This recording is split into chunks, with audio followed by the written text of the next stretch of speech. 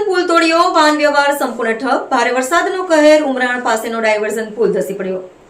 નદીના પ્રચંડ પ્રવાહ સાથે પુલ ન ટક્યો, ઉમરાણનો સંપર્ક ખોરવાયો. ચીખના તાલુકાના ઉમરાણ ગામ પાસે આવેલ નદી પર બનાવવામાં આવેલા ડાયવર્ઝન પુલ ભારે વરસાદને કારણે આવેલા ઘોડાપુરમાં તૂટી પડતા સ્થાનિકોમાં ચિંતા વ્યાપી ગઈ છે. વિસ્તારમાં આજે ભારે વરસાદને કારણે નદીમાં ભારે પૂર આવ્યું હતું. પાણીના પ્રચંડ પ્રવાહ સાથે ડાયવર્ઝન પુલ ટકી શક્યો ન હતો અને આખરે ધસી પડ્યો હતો.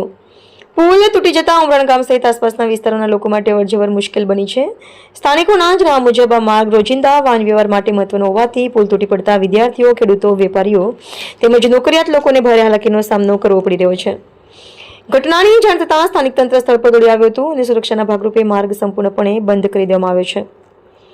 સ્થાનિકોએ તંત્ર સમક્ષ તાત્કાલિક વૈકલ્પિક વ્યવસ્થા ઊભી કરવા તેમજ કાયમી અને મજબૂત પુલનું વહેલી તકે નિર્માણ કરવાની માંગ કરી છે. ચોમાસાની ઋતુમાં વારંવાર સર્જાતી આવી પરિસ્થિતિને ધ્યાનમાં રાખીને લાંબા ગાળાનો ઉકેલ લાવવામાં આવે તેવી પણ લોક માંગ ઉઠી છે. રિપોર્ટર સર્જન વસાવા, દેડિયાપાડા.